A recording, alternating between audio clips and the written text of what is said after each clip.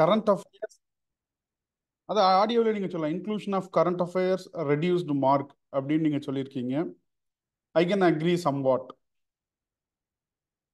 Actually வந்து என்னன்னா, நிறைய பேர் வந்து கரண்ட் அஃபேர்ஸ்னு ஒன்று நம்ம எல்லாத்தையுமே வந்து கரண்ட் அஃபேர்ஸாக நம்ம எழுதணும் அப்படின்னு நீங்கள் நினைக்கிறீங்க. Wait a minute. Okay, now the position is correct. So நிறைய பேர் என்ன நினைக்கிறீங்க அப்படின்னா, கரண்ட் அஃபேர்ஸ்னால் நமக்கு தெரிஞ்ச எல்லாத்தையுமே வந்து எல்லா பேப்பர்லையும் எல்லா இடத்துலையும் எழுதணும்னு நினைக்கிறீங்க. பட் அது வந்து முழுமையானது வந்து என்ன ஒன்று கிடையாது. சொல்லுங்க, அதுக்கு ஏன் அப்படிங்கிறத நான் பின்னாடி விளக்கம் சொல்கிறேன்.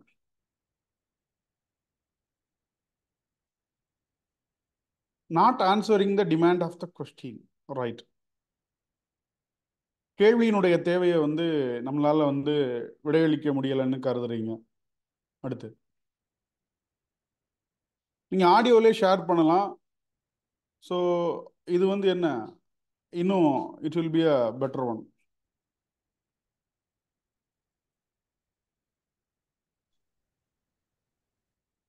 Some thoughts sir border test like.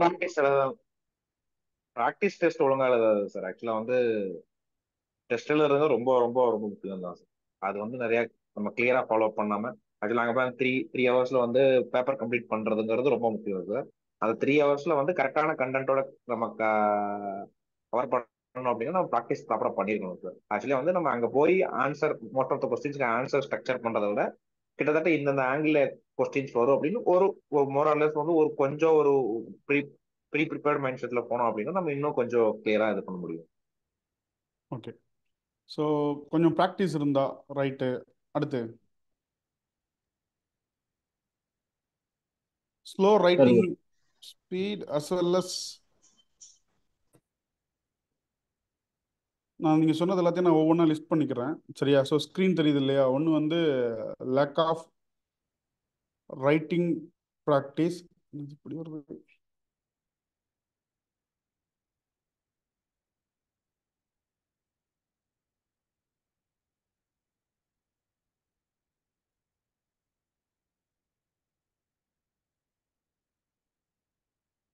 Sorry, the pen is. ஒன்று வந்து லேக் ஆஃப் ரைட்டிங். ஒரே நிமிஷம் இருங்க.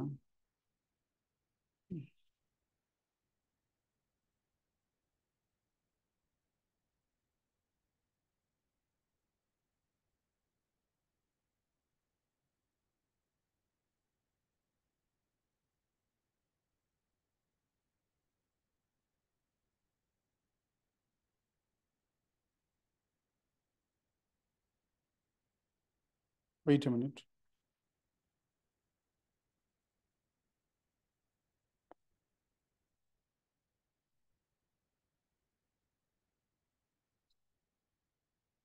ஒரே நிமிஷம், பென்னு.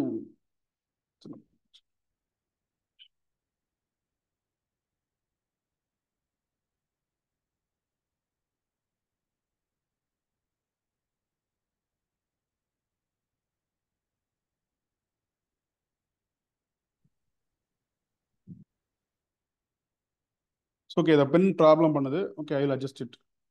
Right, okay. ஸோ வந்து lack of writing practice, mechanical answer, அதிகமாக கரண்ட் அஃபேர்ஸை வந்து என்ன இன்க்ளூட் பண்ணுது. வேற என்னென்ன விஷயங்கள்லாம் வந்து நீங்கள் பண்ண தவறுகள்? Sir last time group two mains எழுதினேன் சார். அதில் வந்து எனக்கு மார்க்ஸ் நான் எக்ஸ்பெக்ட் பண்ண அளவுக்கு வராததுக்கு ரீசன் நான் நினைக்கிறது ரெண்டு விஷயம் சார். ஃபர்ஸ்ட் திங் வந்து ப்ரெசன்டேஷனில் கொஞ்சம் ப்ராப்பராக பண்ணலையோ அப்படின்ற மாதிரி ஒரு ஃபீல் இருந்தது sir completing exam. And second thing வந்து ரெசிப்ரோகேஷன். நம்ம இங்கே படித்ததை அங்கே சரியாக ரெசிப்ரோகேட் பண்ண முடியும் அந்த டைமுக்குள்ளார. அந்த மென்டல் ஸ்டேட்டில் நம்ம நினச்ச அளவுக்கு 100% நாங்கள் ரெசிப்ரோகேட் பண்ண முடியும்னு ஒரு ஃபீல் இருந்தது சார். ஓகே, 100% உங்களால் ரீப்ரொடியூஸ் பண்ண முடியுமானா 100% ரீப்ரொடியூஸ் பண்ண முடியாது. அதுக்கப்புறம் நீங்கள் எல்லாருமே மனசில் வந்து யூஆர் ஃபிக்ஸிங் ஹை ஸ்டாண்டர்ட். ஒரு ஆன்சர்னால் இப்படி தான் இருக்கணும் அப்படின்னு நீங்களே ஒரு உயர்தர ஒரு ஒரு ஹையஸ்ட் லெவல் ஆஃப் ஒரு விஷயத்தை வச்சுக்கிட்டு அதை அச்சீவ் பண்ண ட்ரை பண்ணுறீங்க. அதுதான் இங்கே நான் பெரிய பிரச்சனையாக வந்து பார்க்குறேன். ஓகே, அடுத்து வேறவங்க.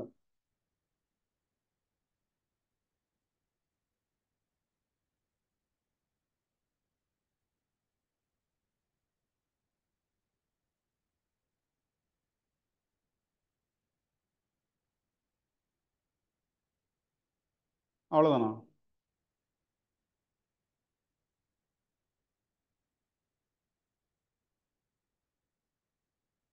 சரி, கிளியர் பண்ணவங்க பேப்பர் யாராவது பார்த்தீங்களா? இல்லை உங்கள் ஃப்ரெண்ட்ஸில் யாராவது கிளியர் பண்ணியிருப்பாங்க, அவங்களுடைய பேப்பரை கண்டிப்பாக பார்த்துருப்பீங்க. சரியா? ஸோ அதுலேருந்து நீங்கள் என்ன புரிஞ்சுக்கிட்டீங்க?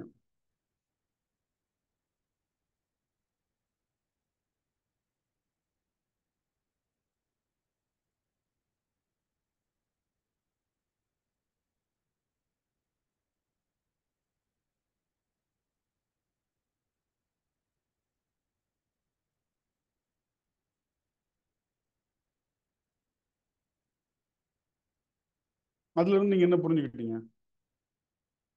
யார் எதுவும் சொல்ல மாட்டேங்கிறீங்க? நீங்கள் சொன்னால் தான் என்கிட்ட இருந்து இன்புட் அப்படிங்கிறத நீங்கள் வந்து என்ன நிறையா வந்து வாங்க முடியும். சரியா? சார் நான் என் ஃப்ரெண்ட் ஒருத்தங்க பாஸ் பண்ணாங்க சார். அவங்க பேப்பர் பார்த்துருக்கேன் சார். ஆக்சுவலா அதுல எப்படி இருக்கு அப்படின்னா, ஃபர்ஸ்ட் மெயின் இம்பார்ட்டன்ட் பார்த்தோன்னே வந்து ப்ரெசன்டேஷன் ரொம்ப நீட்டா இருக்கும் சார். ஓகே. ரெண்டாவது என்ன அப்படின்னா, கண்டென்ட் டென்சிட்டி ரொம்ப அதிகமா இருக்கும் சார். ஜஸ்ட் லைக் சும்மா அதாவது வந்து எப்படி சொன்னா, அதுல இருக்கிற ஒவ்வொரு வேர்டுமே வந்து நான் கொஸ்டின் அந்த அதுல இருக்கிற ஒவ்வொரு வேர்டும் நீங்க ரிமூவ் பண்ணாலும் அந்த சென்டென்ஸ் வந்து தேவையில்லாத மாதிரி மீனிங் வராத மாதிரி ஈச் அண்ட் எவ்ரி வேர்டு வந்து ரொம்ப டென்ஸா இருக்கிற மாதிரி இருந்துச்சு சார் நான் பார்த்த வரைக்கும். அவர் ரேங்க் வாங்கினாரா, குறைவான மார்க் வாங்கி பாஸ் பண்ணாரா? இல்ல சார், செகண்ட் ரேங்க் சார். ஒரு ஆ, செகண்ட் ரேங்க் வாங்கினாங்க சார். குரூப்ல செகண்ட் ரேங்க் செகண்ட் ரேங்க் அவங்க. Second overall. Ranks overall second sir. Okay. ரிட்டர்ன்ல அந்த டைம்ல அவங்க ஃபர்ஸ்ட் மார்க்ஸ். Okay, right.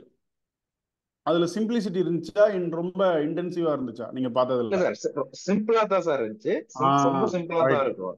ஆனா வந்து அதுல வந்து என்ன தேவையில்லாத வார்த்தை எதுவுமே இருக்காது. ரொம்ப சிம்பிளா இருக்கும். எல்லா வார்த்தையுமே அந்த ஆன்சர் அந்த கொடுத்துருக்க லிமிட்குள்ள எழுதுற மாதிரி இருக்கும். ரொம்ப காம்ப்ளிகேட்டடா இல்ல சார். ரொம்ப ஸ்ட்ரெயிட் ஃபார்வர்டா இருந்துச்சு. ஸோ ஃபர்ஸ்ட் ஒரு விஷயத்தை வந்து புரிஞ்சுக்கோங்க. டிஸ்கிரிப்டிவை பொறுத்த வரைக்கும் குரூப் 1 மெயின்ஸ் அப்படிங்கிறது வேற, குரூப் 2 மெயின்ஸ் அப்படிங்கிறது வேற அப்படிங்கிறது கிடையாது. ரெண்டுமே வந்து என்ன ஒரே விஷயம்தான். பட் இங்க எல்லாருமே என்ன தவறு பண்ணக்கூடிய விஷயம் என்ன அப்படின்னு பார்த்தீங்கன்னா, நீங்க உங்க நாலேஜை கொண்டு போய் வந்து என்ன இந்த பேப்பர்ல காட்டணும்னு நினைக்கிறீங்க. உண்மையா இல்லையா? Everybody you want to prove yourself, right? அப்படிதானே ப்ரிப்பேர் பண்ணீங்க? Yes, sir. Yes Yes, sir. sir. சரியா? You are writing the examination for proving yourself அப்படிங்கிறது கிடையாது. உங்களை நீங்க யாருன்னு ப்ரூவ் பண்றதுக்கு நீங்க எக்ஸாம் பாஸ் பண்ணாதான் வந்து என்ன நம்மளால வந்து ப்ரூவ் பண்ண முடியுமே தவிர்த்து, நாம படிச்ச விஷயத்த இல்ல நம்முடைய மேதாவித்தனத்தை தான் வந்து என்ன ஒரு பேப்பர்ல வந்து நம்ம காட்டணும் அப்படின்னு நினைப்போம். இது பொதுவான ஒரு இயல்பு. ஒரு ஆஸ்பிரண்டுடைய மைண்ட் செட்ல இருந்து பார்க்கும்போது தட் இஸ் கரெக்ட். பட் இன்னும் எவாலுவேட்டர் பெர்ஸ்பெக்டிவ், ஒரு விடைத்தாள திருத்துறவருடைய பார்வையிலிருந்து வந்து பார்க்கும்போது என்ன அப்படின்னா, ஒன்று பேப்பர் திருத்தக்கூடிய நான் அப்கிரேட் ஆயிருக்கணும்.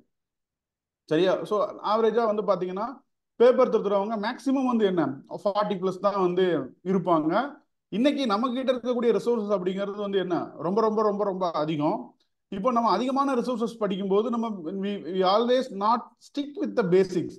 இப்போ நீங்க சொன்னீங்க இல்லையா ஸ்டேட் செகண்ட் ரேங்க் அப்படின்னு, நீங்க சொன்ன ஸ்டேட் செகண்ட் ரேங்க் அவங்க வந்து என்ன ஆல்வேஸ் இந்த கிரவுண்ட் அப்படின்னா சிலபஸை பேஸ் பண்ணி தான் அவங்களுடைய ரைட்டிங் இருந்திருக்குமே தவிர்த்து அவங்க ப்ரிப்பேர் பண்ண எல்லாவற்றையும் கொண்டு வந்து என்ன எங்க எழுதியிருக்க மாட்டாங்க, அவங்க பேப்பர்ல காட்டியிருக்க மாட்டாங்க. இதை வந்து இப்போ நீங்க சொல்றீங்க இல்லையா, அதை வச்சு நான் சிம்பிள் அப்படிங்கிறது இதுதான். ஸோ எல்லா டாப்பருடைய பேப்பருமே வந்து என்ன இட் வில் பி சிம்பிள். அடுத்து இன்னொருத்தங்க ரொம்ப எக்ஸாக்டா சொல்லியிருந்தாங்க. என்ன சொல்லியிருந்தாங்கன்னா, சார் கரண்ட் அஃபேர்ஸ் நான் ரொம்ப ஆட் பண்ணிட்டேன்.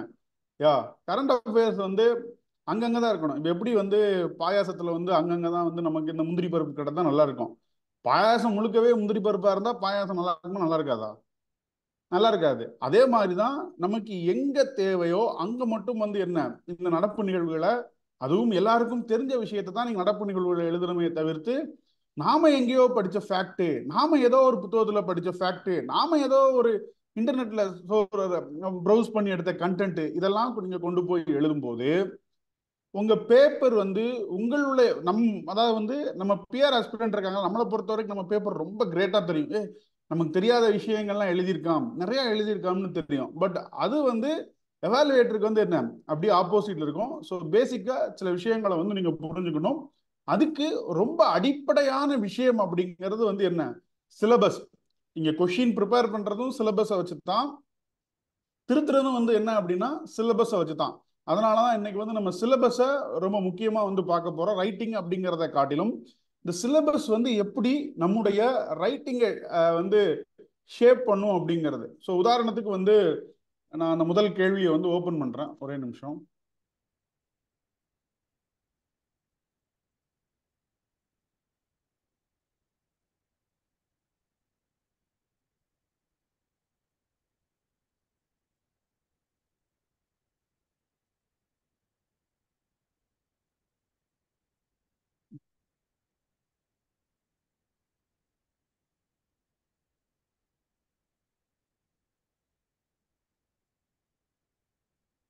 ரைட். இப்போ ஸ்கிரீன் உங்களுக்கு தெரியுது இல்லையா? Yes sir. ஓகே. இப்போ இந்த முதல் கேள்வியை எடுத்துக்கலாம். இந்த கேள்வியை பொறுத்தவரைக்கும் எடுத்தீங்கன்னா discuss the contribution of Ambedkar as a socio political லீடர்னு கொடுத்துருக்கு. சரியா? இப்போ நான் சிலபஸ் ஓபன் பண்ணிக்கிறேன்.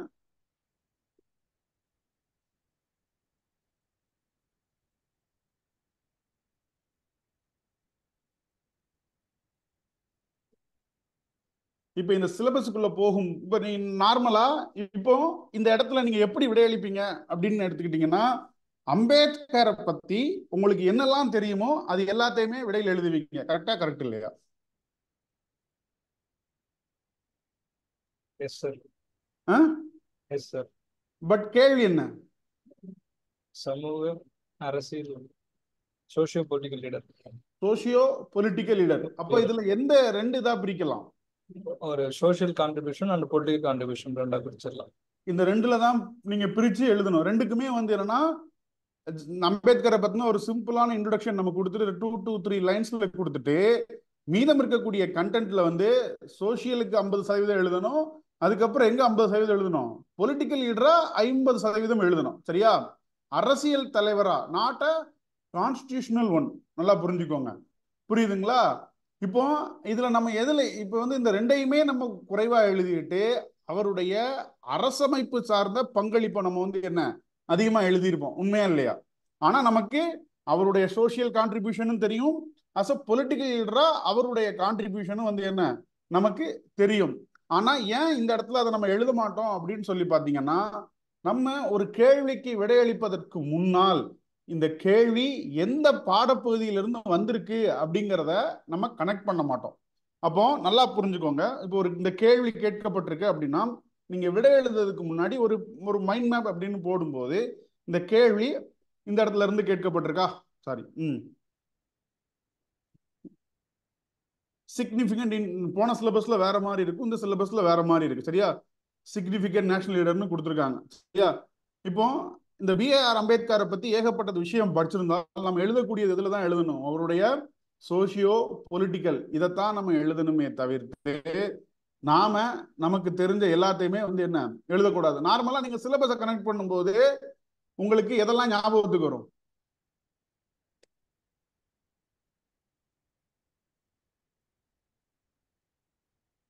பொதுவா அம்பேத்கரை பத்தி சிலபஸ்ல நீங்க என்னெல்லாம் படிச்சிருக்கீங்க போது உங்களுக்கு எதெல்லாம் ஞாபகத்துக்கு வரும் சொல்லுங்களேன். மெயினா டிராஃப்டிங் கமிட்டி ஹெட்டா இருந்திருக்காருங்க சார். டிராஃப்டிங் கமிட்டி ஹெட், அதுதான். வேற அவர் பண்ண தீசிஸ், அவர் ஒரு problems of Indian rupee under privilege address பண்ணாரு.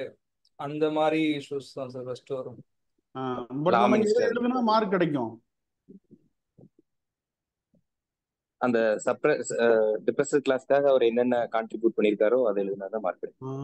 டிப்ரெஸ்ட் மட்டும் கிடையாது, even he converted to Buddhism, அதுவும் வந்து இங்க வரணும். புரியுதுங்களா? இப்போ நார்மலா இங்க நமக்கு என்ன பிரச்சனை அப்படின்னா, நமக்கு இந்த கேள்விக்கான கண்டென்ட் தெரியுது, ஆனா அந்த கண்டென்ட்டை ப்ராசஸ் பண்ணி எழுதுறதுல நம்ம என்ன பண்றோம்?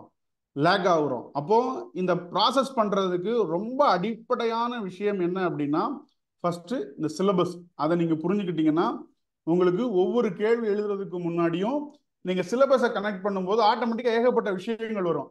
இப்போ ஒரு அம்பேத்கரை பத்தி உங்களுக்கு நீங்க நார்மலா அம்பேத்கரை பத்தி யோசிக்கும் போது பல விஷயங்கள் வரும்போது ஒரு 10 பாயிண்ட் தெரியுது இல்லையா? இந்த 10 பாயிண்ட்ல எது இந்த கேள்விக்கு ரிலவெண்டா 5 பாயிண்ட் வந்து ப்ரையாரிட்டி கொடுத்து எழுதணும்னு இருக்குல்ல, அதுதான் இம்பார்ட்டன்ட். அப்போ அதுக்கு நீங்க சிலபஸை முதல்ல பைஹார்ட் பண்ணணும். சரியா?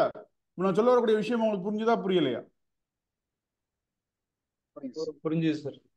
இப்போ நார்மலா நீங்க சொல்றீங்கல்ல மெக்கானிக்கல் ஆன்சர், நீங்க சொல்றீங்க நான் படிச்சதப்போ எழுதிட்டோம் அப்படின்னு. பிகாஸ் நீங்க வந்து ஒவ்வொரு முறையும் இந்த மாதிரி கேள்விக்கு விடை எழுதும் போது இதே மாதிரி ப்ராசஸ் நீங்க வந்து ப்ராசஸ் கொண்டு வரணும். ஃபார் எக்ஸாம்பிள் ஒவ்வொரு அடுத்த கேள்வி எடுத்துக்கலாம்.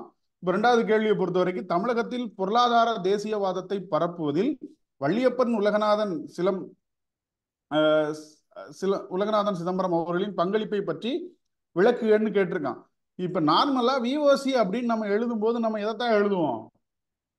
இந்த கேள்விக்கு role of VOC in freedom மூவ்மெண்ட்னா எழுதுவோமே தவிர்த்து அவருடைய எக்கனாமிக் நேஷனலிசத்தை வந்து என்ன நம்ம எழுத மாட்டோம். உண்மையா இல்லையா?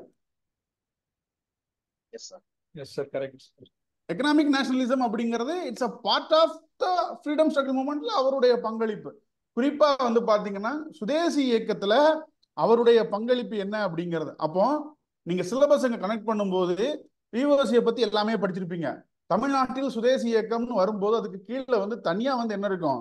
வஉசியினுடைய பங்களிப்புகள் இருக்கும். அதை நம்ம முக்கியமா வந்து என்ன இந்த இடத்துல பாயிண்ட் பண்ணி எழுதிட்டோம்னா அதுக்கு தான் நமக்கு மார்க் கொடுப்பாங்களே தவிர்த்து வள்ளியப்பன் உலகநாதன் விஓசியை பத்தி நமக்கு என்னெல்லாம் தெரியுமோ நமக்கு தெரிஞ்ச எல்லாத்தையும் கொண்டு போய் பேப்பர்ல டம்ப் பண்றதுனால நமக்கு என்ன கிடைக்காது?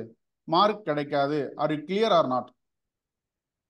நான் அதுக்கு தான் வந்து என்ன சொன்னேன் அப்படின்னு சொல்லி பார்த்தீங்கன்னா இந்த கரெக்டாக எழுதிருக்காங்க பாருங்க. சுதேசி மூமெண்ட்,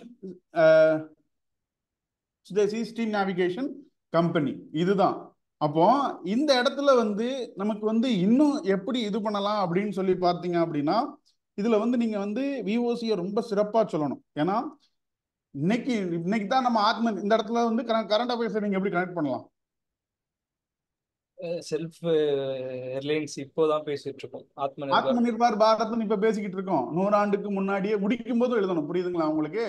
ஒண்ணு இன்ட்ரோல ரொம்ப சிம்பிளா டச் பண்ணிட்டு போயிடணும், இல்லைன்னா முடிக்கும் போது என்ன ஆத்ம நிர்பார் பாரத்தை வந்து 100 ஆண்டுகளுக்கு முன்னாடியே கண்ட தமிழன், கப்பலோட்டிய தமிழன் நீங்க எழுதும் போது அது அட்ராக்டிவா இருக்குமா, இல்ல விஓசியை பத்தி நமக்கு தெரிஞ்ச எல்லாத்தையும் எழுதுறது மார்க் வாங்க கொடுக்குமா? சார் என்ன என்ன பிரச்சனைனா அந்த கொஸ்டின் பார்க்கும் போதே நம்மளுக்கு தெரிஞ்ச ஃபேக்ட்லாம் உள்ள கொட்டிடணும் அப்படின்ற மைண்ட் செட் தான் ஃபர்ஸ்ட் வருது சார். அந்த கொஸ்டின் அட்ரஸ் பண்றதை தாண்டி அதுதான். அதனாலதான் நான் என்ன சொல்றேன் அப்படின்னா நீங்க இந்த முறை குரூப் 1 மெயின்ஸுக்கு குரூப் 2 மெயின்ஸுக்கு ப்ரிப்பேர் பண்ணும்போது எடுத்த உடனே உங்களுக்கு தெரிஞ்ச எல்லா விஷயத்தையும் நீங்க கொட்டுறதுக்கு பதிலா இப்ப விஓசி அப்படின்னா சிலபஸ்ல அவருடைய இது என்ன இருக்கு அப்படின்னு நீங்க நினைக்கும் போது விஓசி பண்ண எல்லா விஷயங்களும் உங்களுக்கு ஞாபகம் வரும் இல்லையா? அந்த ஞாபகம் வந்ததுல இந்த கேள்விக்கு எது தொடர்பா இருக்கோ அதை மட்டும் நீங்க ப்ரையாரிட்டி கொடுத்து எழுதுனீங்கன்னா என்ன உங்களுக்கு மார்க் கிடைக்கும். நீங்க என்ன பண்ணிடுறீங்கன்னா மெக்கானிக்கலா எழுத ஆரம்பிச்சிடுறீங்க. நான் சொல்ல வர்றது புரியுதா? ஸோ நீங்க மெக்கானிக்கலா எழுதாம we have to process the information we know. நமக்கு என்ன இன்ஃபர்மேஷன் தெரியுதோ அதை ப்ராசஸ் பண்ணி எழுத தான் வந்து என்ன நமக்கான ஒரு மதிப்பெண் அப்படிங்கிறது கிடைக்கும். ஸோ அப்போ வந்து என்னன்னா சிலபஸ் அப்படிங்கிறது இட் இஸ் வெரி இம்பார்ட்டன்ட். நான் ஒன்று நான் சொல்றேன். அடுத்த கேள்வி போகலாம். இப்போ கீவேர்டு தான் இருக்குல்ல, இது ரெண்டை பத்தி எழுதுனா என்ன நல்ல மார்க் கிடைக்குங்க. ஆனா நம்ம வந்து என்ன சுதேசி ஸ்டீம் நேவிகேஷன் கம்பெனியை ரொம்ப சுருக்கமா 1906 ஆரம்பிச்சாருன்னு போயிடுவோம். புரியுதுங்களா? ஆனா கேள்வி என்ன ஸ்ப்ரெட்டிங் எக்கனாமிக் நேஷனலிசம் இன் தமிழ்நாடு அப்படிங்கிறது வந்து என்ன முக்கியம். அப்போ இந்த கொஷினுடைய கண்டெக்ஸ்ட் டிமாண்ட் அப்படிங்கிறது ரொம்ப முக்கியம். அதுக்கு நம்ம சிலபஸோட கனெக்ட் ஆகியிருந்தா மட்டும்தான் இது பண்ண முடியும். ஃபார் எக்ஸாம்பிள் இப்போ இன்னைக்கு காலையில வந்து ஜேர்னலிஸ்ட் பத்தி ஒரு இது குரூப்ல ஷேர் பண்ணியிருந்தேன். சரியா? அது சிலபஸ்ல எந்த இடத்துல வரும்?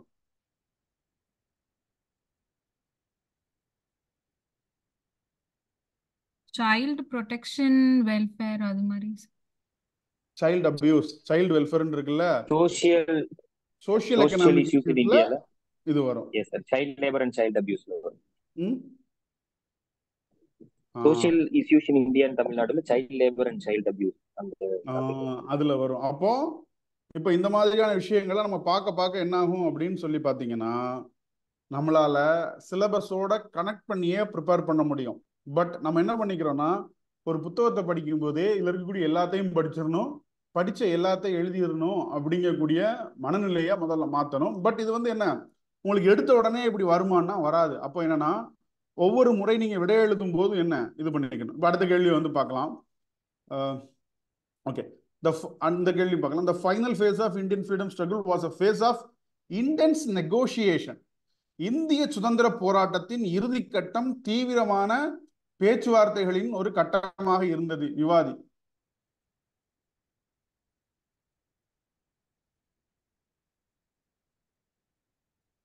இவங்க எல்லாமே எழுதி quit India, Cripps mission, Wavell plan, cabinet mission plan. சரியா? சொல்ல போனா இது இருக்கக்கூடிய எல்லாத்துலேயும் வந்து பார்த்தீங்கன்னா நீங்க ஆகஸ்ட் ஆஃபர் எழுதலாம், கிரிப்ஸ் மிஷன் எழுதலாம், வேவல் பிளான் எழுதலாம், கேபினட் மிஷன் எழுதலாம். இந்த 4 தான் என்னது? பேச்சுவார்த்தை தொடர்பானது. புரியுதுங்களா? ஆனா இப்ப நம்ம நார்மலா இப்ப எழுதும்போது என்னன்னா நம்ம சிடிஎம்ல இருந்து ஆரம்பிக்கும் போது ஏன்னா நமக்கு இது 1.5 பக்கம் தான். ஸோ 1.5 பேஜ்ல ஒரு பக்கம் நீங்க இதை பத்தி எவ்வளவுதான் நமக்கு தெரிஞ்சது எழுதினாலும் இந்த கேள்வியினுடைய இது வந்து என்ன? இந்த 4 விஷயங்கள் தான். அப்போ ஒவ்வொரு கேள்வி எழுதும் போதும் சிலபஸை நம்ம கனெக்ட் பண்ணிக்கணும். சிலபஸை கனெக்ட் பண்ணும்போது நமக்கு ஏகப்பட்ட இன்ஃபர்மேஷன் ஞாபகத்துக்கு வரும். அந்த இன்ஃபர்மேஷன்ல ப்ரையாரிட்டி கொடுத்து எழுதுறது அப்படிங்கிறது இது. இப்போ இந்த கொஸ்டின் சிம்பிள் தான். இந்த கொஸ்டினுக்கான கண்டென்ட்டும் நமக்கு தெரியும். ஆனா இதை ப்ராசஸ் பண்ணி எழுதுறதுல தான் நம்ம என்ன பண்றோம்? தவறு பண்றோம். அப்போ நீங்க வந்து என்ன பண்ணணும்? உங்க இந்த சிலபஸ் இருக்கு இல்லையா, இந்த ஒவ்வொரு சிலபஸையும் நீங்க வந்து என்ன பைகாட் பண்ணணும். இப்போ அட்வென்ட் ஆஃப் யூரோப்பியன் யூனியன்ஸ்னா எதெல்லாம் இருக்கு? இப்போ எதெல்லாம் அது கீழே வரும்? அந்த வந்து ஃபர்ஸ்ட் போர்ச்சுகீஸ், அடுத்து Dutch, advent of European. Okay, அடுத்து காலனிசம் வந்துரும். ரைட். அடுத்து establishment and expansion, consolidation of British rule அப்படிங்கிறது கீழே எதெல்லாம் வரும்? அவங்க எப்படி மத்தவங்கள தாண்டி வந்து அவங்க என்னென்ன பாலிசிஸ்லாம் வச்சிருந்தாங்க. ரொம்ப சிம்பிளா சொல்லுங்க. எஸ்டாப்ளிஷ்மெண்ட் சார் அவங்க which classic war battle of wars classic war Buxar பத்தி பேசுறாங்க. அதுக்கப்புறம் வந்து அவங்க அலையன்ஸ் இதெல்லாம் வரும். எக்ஸ்பான்ஷன் அப்படிங்கிறது வேற, எஸ்டாப்ளிஷ்மெண்ட் அப்படிங்கிறது வேற, ட்ரேட் மாதிரி வந்துட்டு வார இப்ப சொல்றது உங்களுக்கு புரியுதா? அப்போ அதை நல்லா தெரிஞ்சுக்கோங்க. இந்த டாபிக் எல்லாமே நீங்க இன்டென்சிவா நோட் ப்ரிப்பேர் பண்ணக்கூடாது. For example advent of European யூனியன்ஸ்னா ஒரு பக்கத்துல இதுல என்னென்ன கீவேர்டு இருக்கோ அதுக்கு மட்டும் தான் நீங்க நோட்ஸ் ப்ரிப்பேர் பண்ணணுமே தவிர்த்து என்டையர் நீங்க படிச்சதெல்லாம் திரும்ப எழுதக்கூடாது. ஸோ அப்போ சிலபஸ்ல இருந்து ஒவ்வொரு டாபிக்கும் 1.5 பக்கத்துல இருந்து 2 பக்கம் நீங்க என்ன பண்ணிக்கணும்? நோட்ஸ் ப்ரிப்பேர் பண்ணீங்கன்னா உங்களுக்கு ரிவைஸ் பண்றதும் ஈஸி, ப்ராப்பரான கீவேர்டை கொடுக்கறதும் ஈஸியா இல்லையா? இந்த இடத்துல நான் ஏன் கீவேர்டுன்னு சொல்றேன்?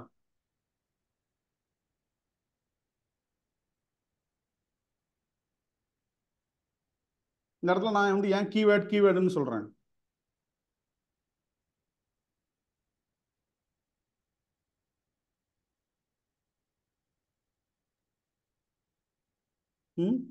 சிலபஸோட எங்க கனெக்ட் ஆகுதுன்னு அது வந்து இது நார்மலான விஷயம். தான் வந்து எக்ஸாமினர்ஸ் வந்து கீவேர்டை தான் மெயினா ஃபோக்கஸ் பண்ணுவாங்க சார் கரெக்ஷன் பண்ணும்போது. கரெக்ஷன் பண்ணும். அப்போ இந்த கேள்விக்கான விடை அப்படிங்கிறது இதுதான். இப்போ நான் ஒரு 50 பேப்பர் தத்துறோம்னு வச்சுக்கோங்களேன். ஒரு 4-5 பேப்பரை ரொம்ப இன்டென்சிவா பார்ப்பேன். அதுக்கடுத்து வரக்கூடிய விஷயங்கள்ல இந்த இதுக்கு இதெல்லாம் விடைன்னு எனக்கு தெரிய ஆரம்பிச்சிடும். அதைத்தான் நான் தேட ஆரம்பிப்பேன். புரியுதுங்களா? இப்போ இந்த கேள்வி எடுத்துக்கிட்டீங்க அப்படின்னா இந்த கேள்வியில நான் எதை எதிர்பார்ப்பேன்?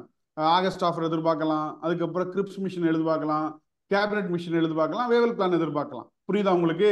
இந்த 4 விஷயத்தை தான் நான் எதிர்பார்ப்பேன். அப்போ இந்த 4 விஷயத்தை பத்தி உங்க இதுல இருக்கணுமே, அதிகமா இருக்கணுமே தவிர்த்து இதுக்கு முன்னாடி இருக்கு பாருங்க, அதெல்லாம் வந்து என்ன எனக்கு தேவையே கிடையாது. ஸோ அப்போ என்னுடைய நேரத்தை குறைப்பதற்காக நீங்க பயன்படுத்தக்கூடிய ஒரு ஆயுதம் தான் என்னன்னா இந்த கீவேர்ட். ஸோ கீவேர்ட் ப்ராக்டிஸ்க்கு நான் டெஸ்ட் சீரிஸ்ல தனியாகவே உங்களுக்கு கொடுப்பேன். அப்போ ஒவ்வொரு இதுக்குமே வந்து என்ன சர்டன் கீவேர்ட்ஸ் இருக்கு. ஃபார் எக்ஸாம்பிள் நம்ம உமன் எம்பவர்மெண்ட்னா என்ன மாதிரியான கீவேர்ட் எல்லாம் பயன்படுத்தலாம்? வேற எதுக்கு போயிட்டா, பட் ஒரு பொதுவாக கேட்குறேன். உமன் எம்பவர்மெண்ட்னா என்னென்ன மாதிரியான விஷயங்கள்லாம் நம்ம பயன்படுத்தலாம்? சார் ரிசர்வேஷன் எக்ஸாக்டான விஷயம் சொல்லுங்க. Inclusive growth, inclusive growth, gender equality. புரியுதுங்களா உங்களுக்கு? அப்போ இந்த சஸ்டைனபிள் டெவலப்மெண்ட் கோல், எஸ்டிஜி. அப்போ வந்து என்னன்னா இந்த மாதிரியான விஷயங்களை ஒவ்வொரு டாபிக்குக்கும் ஒவ்வொரு சப்ஜெக்ட்டுக்கும் ஏற்ற மாதிரி some peculiar keywords is there, we have to use that. புரியுதுங்களா உங்களுக்கு? இதுதான் இப்படி நம்ம ஆன்சர் வந்து நல்லா தெரிஞ்சுக்கோங்க, ரொம்ப சிம்பிளா தான் இருக்கணும். இப்போ நான் சொன்ன ஒவ்வொரு விஷயமும் புரிஞ்சிடும். நான் இப்போ அடுத்ததுக்கு வந்து போறேன், உங்களுக்கு புரிய வைக்காண்டி சொல்றேன். Explain the ways and means of woman development support social development. பெண்கள் முன்னேற்ற வழிமுறைகள் எவ்வாறு சமூக முன்னேற்றத்திற்கு பங்களிக்கிறது. இப்ப சிலபஸ்ல வந்து எங்க என்ன வார்த்தை அப்படின்னு சொல்லி பாத்தீங்கன்னா உமன் எம்பவர்மெண்ட் அப்படிங்கிற தலைப்பு கீழே வந்துருது. இப்போ உமன் எம்பவர்மெண்ட் அப்படின்னு வரும்போது நீங்க என்னெல்லாம் உங்களுக்கு ஞாபகத்துக்கு வரும் நீங்க ப்ரிப்பேர் பண்ணதுல?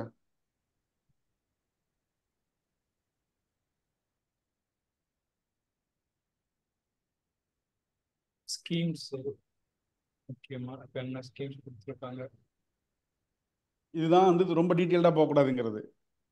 காம்பனண்ட் ஆஃப் உமன் எம்பவர்மெண்ட் அப்படின்னு அதெல்லாம் வரும். சோஷியல் என்ன அதெல்லாம் வரும், எக்கனாமிக் பொலிட்டிக்கல், எக்கனாமிக் பொலிட்டிக்கல், அப்புறம் சோஷியல். இந்த மூணும் சேர்ந்ததான் என்ன உமன் எம்பவர்மெண்ட். அப்போ how the ways and means of woman development அப்படிங்கிறது கீழே நீங்க எதெல்லாம் உள்ள கொண்டு வரலாம்னு இதுக்கு அடுத்து தான் வந்து என்ன ஸ்கீம்ஸே வந்து என்ன உள்ள வரும். இப்போ இந்த இடத்துல வந்து எப்படி இல்லஸ்ட்ரேஷன் கொடுத்து எழுதுறது? ஏன் இல்லஸ்ட்ரேஷனோ ஒரு எக்ஸாம்பிளோ கொடுத்து எழுதணும்? இதுக்கு யாராவது ஒரே ஒருத்தவங்க சின்ன உதாரணம் சொல்லுங்க பாப்போம், தமிழ்நாடு அடிப்படையில இருந்து. சார் புதுமை பெண் திட்டம். புதுமை பெண் திட்டம், மகளிர் திட்டம் இப்ப கொண்டு வந்தது மகளிர் திட்டம், விடியல் திட்டத்தை சொல்லலாம். அது சரியா? இல்ல புதிய இந்த உயர்கல்வி தொகைக்கானது. ஸோ இப்போ இது எப்படி அப்படின்னு சொல்லி பார்த்தீங்கன்னா education leads to economic development, economic development leads to social development. புரியுதுங்களா? அப்போ இந்த மூணுக்குமான விஷயத்த நீங்க ஒரு சாம்பிளா ஒரு எக்ஸாம்பிளா ஒரு 3 ஸ்கீம் எழுதுனீங்கன்னா ஆட்டோமேட்டிக்கா முடிஞ்சாலும் அதை கேட்டகரைஸ் பண்ணி எழுதணும். புரியுதுங்களா? இதை இந்த ஆர்கனைஸ் பண்ணி எழுதுறது தான் இருக்கு. இப்போ எடுத்த உடனே நீங்க சோஷியல் டெவலப்மெண்ட் எழுத முடியாது. ஸோ சோஷியல் டெவலப்மெண்ட் அப்படிங்கிறது இட்ஸ் லாஸ்ட் ஸ்டேஜ். அப்போ ஃபர்ஸ்ட் எக்கனாமிக் டெவலப்மெண்ட் வரும். எக்கனாமிக் டெவலப்மெண்ட் வந்ததுக்கு அப்புறம் வந்து என்ன சோஷியல் டெவலப்மெண்ட் வரும். சோஷியல் டெவலப்மெண்ட் வந்ததுக்கு அப்புறம் என்ன பொலிட்டிக்கல் டெவலப்மெண்ட் அப்படிங்கிறத அந்த ஆர்கனைஸ்டா இந்த தொடர்ச்சியா எழுதுறதுல தான் வந்து என்ன இந்த விஷயங்கள் எல்லாமே இருக்கு. ஸோ அப்போ நீங்க பண்ண குரூப் 1 மெயின்ஸோ குரூப் 2 மெயின்ஸோ நீங்க பண்ணக்கூடிய முதல் வேலை என்ன?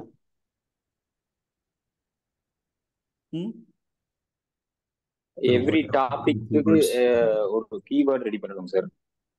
யா, ஒவ்வொரு டாபிக்குக்கும் ஒரு கீவேர்டு, ஒரு எடுத்துக்காட்டு, இந்த மாதிரியான விஷயங்களை வந்து என்ன நீங்க இது பண்ணணும். இதெல்லாம் ரெண்டாவது. முதல்ல சிலபஸ் உங்களுக்கு மனப்பாடமா தெரியணும். ஒரு வார்த்தை கொடுக்குறான் அப்படின்னா அது எந்த இடத்துல இருந்து வருது அப்படின்னு.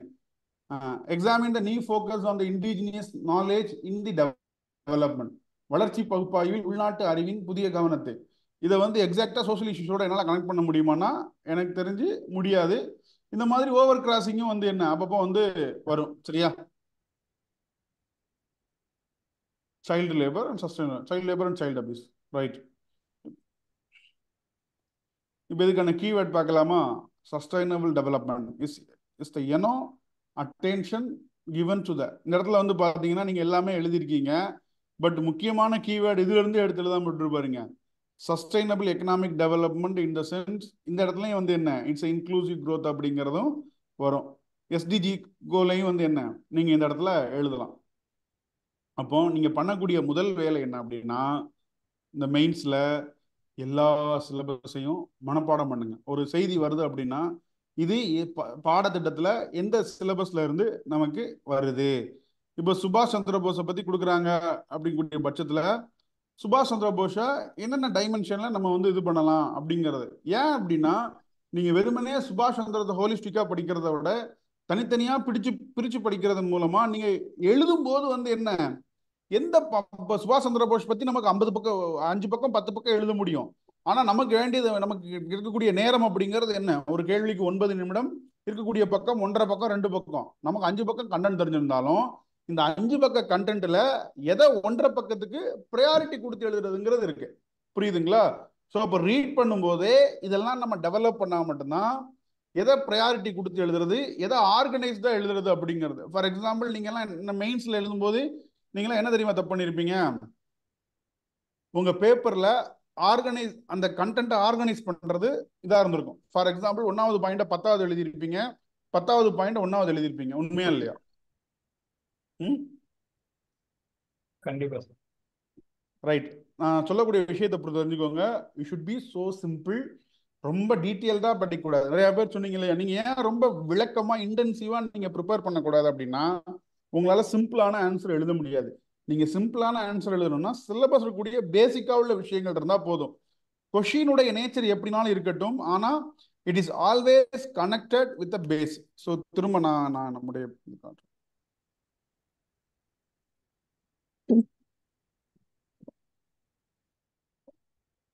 ஓகே, இப்போ வந்து உண்மையான ஓரியன்டேஷனுக்கு இப்போ தான் நம்ம உள்ளே போகிறோம்.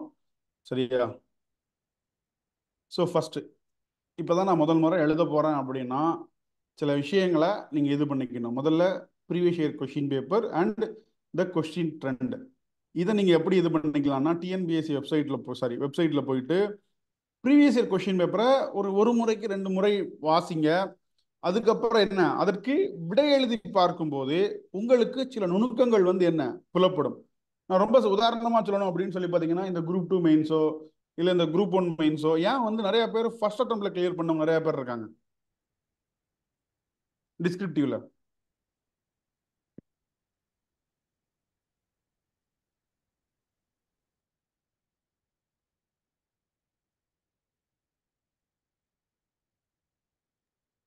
ஏன் சொல்ல மாட்டேங்கிறீங்க? அவங்களுக்கு எதை பண்ணணும் எதை பண்ணக்கூடாதுன்னு சொல்லி கரெக்டாக தெரியும் சார். ஃபர்ஸ்ட் டைம் எழுதுறவங்களுக்கா? ஃபர்ஸ்ட் டைம் எழுதுறவங்க சென்ஸ் வந்து இவ்வளோட அந்த போர்ஷனை ஸ்டிக் பண்ணிக்கணும், அதை தாண்டி படிக்கக்கூடாது அப்படின்னு சொல்லி தெரியும். இப்போ நம்மனா டீப்பாக படிக்கணும், வேணும்னு சொல்லி அப்படி கிடையாது. ஆக்சுவலி வந்து என்னன்னா, அவங்களுக்கு எந்த விதமான ஒரு ரெஸ்ட்ரிக்ஷனுக்குள்ளேயும் வரமாட்டாங்க.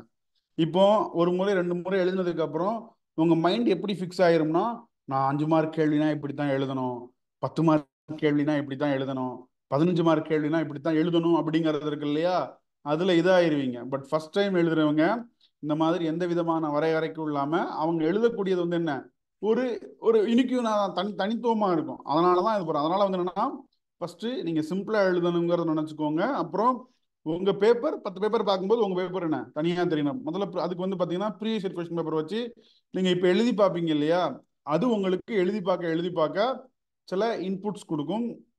அது உங்களுக்கு வந்து என்ன, உங்களுக்கு ஒரு தனியா நீங்க எழுதக்கூடியதை உங்க பேப்பர் அப்படிங்கறது அடையாளம் காட்டும். இப்போ நார்மலா நீங்க எல்லாம் கொஸ்டின் ஆன்சரை ப்ரிப்பேர் பண்ணி எழுதிருப்பீங்க இல்லையா, அப்படி எழுதும் போது ஆன்சர்ல ஏதாவது வேறுபாடு இருக்குமா?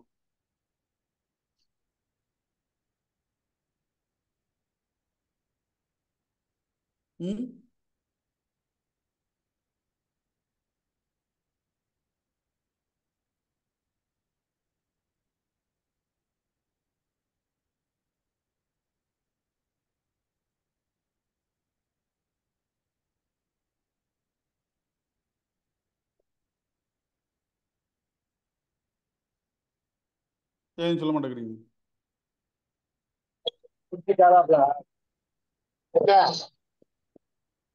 வாய்ஸ் எனக்கு பிரேக் ஆகி கேட்குது. மோஸ்ட்லி கண்டென்ட் எல்லாம் ஒரே மாதிரி தான் சார் இருக்கும். எல்லாரும் எழுதுகிற ஆன்சர்ஸ் ப்ரெசென்ட் பண்ணுறதுல தான் டிஃப்ரென்ஸ் இருக்கலாம். அதை வந்து நம்ம ப்ரொஜெக்ட் பண்ணி எழுதுறதுல விஷயமா இருக்கணும். புரியுதுங்களா? ஸோ அதை நீங்கள் வந்து மனசில் வச்சுக்கோங்க.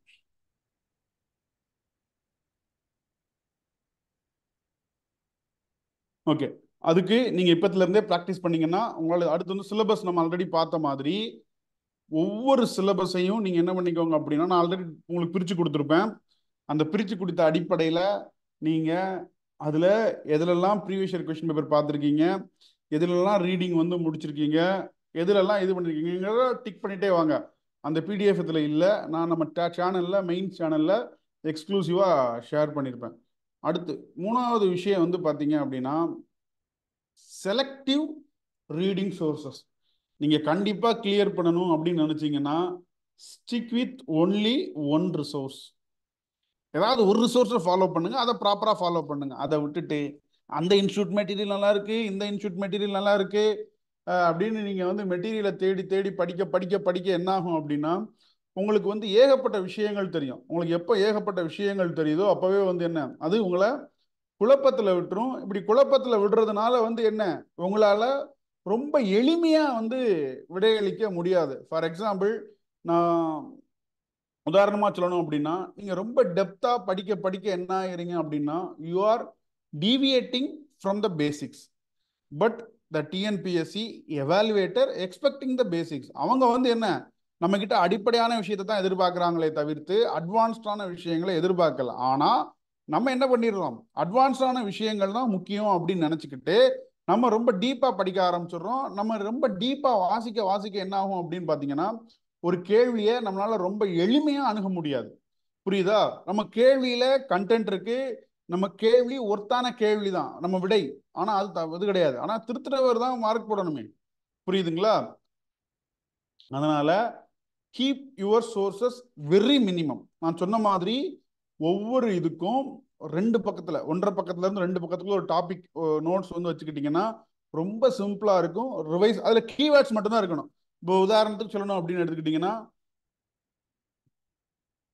இப்போ அட்வென்ட் ஆஃப் யூரோப்பியன் யூனியன்ஸ் இருக்கு இல்லையா, இதில் என்ன இருக்கணும், ஃபர்ஸ்ட் போர்ச்சுகேயர், அடுத்து யார் வந்தா, இந்த இதில் இருந்துட்டு இதிலே ஒரு காலம் போட்டுக்கோங்க. சரியா? முதல்ல எங்கே இது பண்ணாங்க, அப்புறம் வந்து எப்படி எக்ஸ்பென்ஷன் ஆனாங்க, எப்படி எண்ட் ஆனாங்க. ஜஸ்ட் கீவேர்ட்ஸை மட்டும் எழுதி வச்சுக்கோங்க. இப்போ போர்ச்சுகீஸ்னா அம்பாயினா படுகொலை, அதுக்கப்புறம் இந்தோனேஷியா வந்து டார்கெட் பண்ணது, பிரிட்டிஷ் அப்படின்னா என்ன, எப்போ உள்ள வந்தாங்க, அப்படிங்கிற மாதிரி ஜஸ்ட் கீவேர்ட்ஸை மட்டும் நீங்கள் எழுதி வச்சிங்கனாலே போதும். ஆனால் நீங்கள் நோட்ஸுங்கிற பேரில் பக்கம் பக்கமாக எழுதுனீங்கன்னா you are wasting your time. இந்த கீவேர்ட்ஸை பார்த்தாலே மற்ற விஷயங்கள் எல்லாமே உங்களுக்கு ஞாபகத்துக்கு வந்துடும். புரியுதுங்களா? ஸோ அப்போ keep minimum resources for preparing. அடுத்து என்னெல்லாம் பண்ணக்கூடாதுங்கிறத நான் சொல்லிடுறேன். சரியா? சரி, இதில் எவ்வளோ பேர் வந்து குரூப் 2 மெயின்ஸில் பேப்பர்லாம் கம்ப்ளீட் பண்ணீங்க? நான் பண்ணேன் சார். பாஸ் பண்ணீங்களா? இல்லை. I have many examples. சரியா? முதல் விஷயம் என்னன்னா, பேப்பர் கம்ப்ளீட் பண்ணால் பாஸ் அப்படிங்கிற மனநிலையிலிருந்து முதல்ல வெளியில் வாங்க. அப்படின்னா யாரெல்லாம் பேப்பரை கம்ப்ளீட் பண்ண முடியுதோ அவங்க எல்லாருமே வந்து என்ன, பாஸ் பண்ணியிருப்பாங்க. சரியா? நான் ரொம்ப சிம்பிளாக சொல்லணும் அப்படின்னா, அது பேப்பரை ஃபில் பண்ணுறது, பாஸ் பண்ணுறதுக்கான வழிமுறை கிடையாது. அதனால் எப்போதுமே நீங்கள் கேள்விக்கு விடையளிப்பதை வந்து என்ன மனசில் வச்சுக்கோங்க. ஆன்சரிங்க்கும் ரைட்டிங்க்கு என்னங்க difference? What is the difference between writing and answering? ரைட்டிங்னா நமக்கு தெரிஞ்சதெல்லாம் எழுதுறது சார். ஆன்சரிங்னா கேட்ட கொஸ்டினுக்கு பதில் எழுதுறது. அவங்க என்ன கேட்கறாங்களோ அதை கொடுக்கறது ஆன்சரிங் சார். ரைட்டிங்னா வந்து இப்ப நம்ம சொன்ன மாதிரி தான் சார். அம்பேத்கர் எதுனா தெரிஞ்ச எல்லாத்தையும் எழுதுறது வந்து ரைட்டிங்ஸ். இந்த விஷயம் ஏன் இதுல வந்து என்னன்னா, நீங்க என்ன இடத்துல தான் பியர் ப்ரெஷர்லாம் மாட்டிக்கிறீங்க. ஃபார் எக்ஸாம்பிள் வந்து எல்லாருமே வந்து பேப்பர் கம்ப்ளீட் பண்ண சொல்றாங்க, பேப்பர் கம்ப்ளீட் பண்ண சொல்றாங்க அப்படின்னு. பேப்பர் கம்ப்ளீட் பண்றது அப்படிங்கிறது it is an old strategy. அப்போ வந்து கொஷின் சிம்பிளா இருந்துச்சு, அதனால நீங்க வந்து ரிலவெண்டா பேப்பர் கம்ப்ளீட் பண்ணா ஆவரேஜான மார்க் கிடைக்கும். பட் நீங்க உங்களுக்கு ஒவ்வொரு கேள்வியிலையும் அதிகமான மார்க் வேணுமா, இல்ல ஆவரேஜ் மார்க் தான் எல்லா கொஷினுக்கும் வேணுமா? இப்போ நீங்க எல்லாத்துலயும் பேப்பரை ஸ்பேஸை ஃபுல்லா ஃபில்அப் பண்ணி வச்சிட்டீங்கன்னு வச்சுக்கோங்களேன், 5 மார்க் கேள்வியா, ஆவரேஜா எல்லாத்துலயும் 2 மார்க் தான் கிடைக்கும். அது முக்கியமா? இதுக்கு பதிலா 5 கேள்வி நல்லா தெளிவா எழுதி அதுல ஒவ்வொரு கேள்வியிலையும் 4 மதிப்பெண் வாங்குறது பெஸ்டா?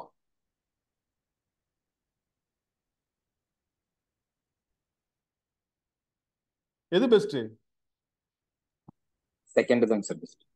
அதனால நல்லா புரிஞ்சுக்கோங்க, always you try to answer the questions, not completing or நான் ஸ்பேஸ் எனக்கு காலியாக கிடக்குன்னா நீங்கள் வந்து என்ன இது பண்ணாதீங்க. I have so many examples. But அதை நான் திரும்ப திரும்ப சொல்கிறேன். யார் என்ன சொன்னாலும் என் ஃப்ரெண்டெல்லாம் அங்கே எப்படி பேப்பர் கம்ப்ளீட் பண்ணாங்க, அப்போ முன்னாடி வந்து போன குரூப் 2 மெயின்ஸ் நான் சொல்லும்போது யாரும் நம்பலை. அதுதான் உண்மை. சரியா? அப்போ என்கிட்ட I don't have evidence.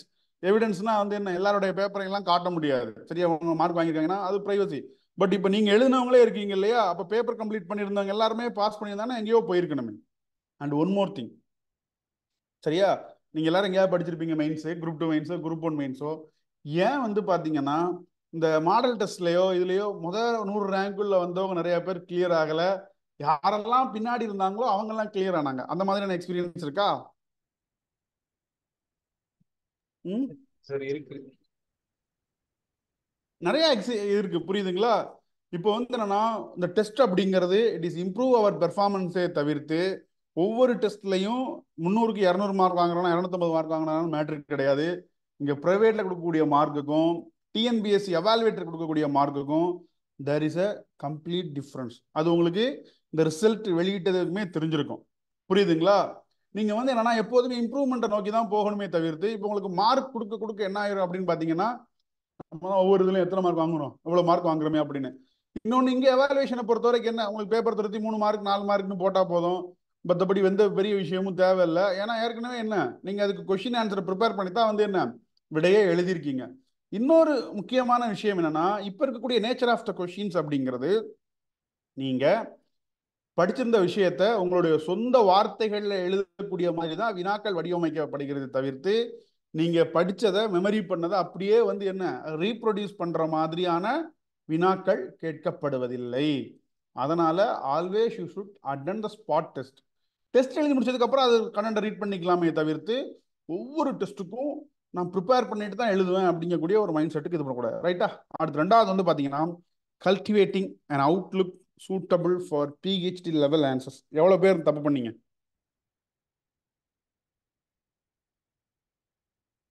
Mostly எல்லாருமே சார். ஏன் பெஸ்டா இருக்கணும்னு சொல்லி. What is best here? எது பெஸ்ட்? கண்டென்ட் நிறைய தெரிஞ்சாதான் இவங்களுக்கு வந்து அந்த நாலேஜ் இருக்கு அப்படின்னு எவாலுவேட் திங்க் பண்ணுவாங்க அப்படிங்கிற ஒரு பெர்செப்ஷன்ல ரொம்ப இன்டென்சிவா ஒவ்வொரு இதுக்கும் ஆன்சர் பண்ணுவாங்க. கிளியர் பண்ணவங்க பேப்பர் பார்த்தீங்கன்னா அதனால தான் நான் ஆரம்பத்திலே கேட்டேன். கிளியர் அதுனா Outlook suitable for PhD level answers. இப்போ ஃபார் எக்ஸாம்பிள் நான் இப்போ இந்த கேள்வி எடுத்துக்கிறேனே, இப்போ வந்து விஓசியே எடுத்துக்கலாம். சரியா?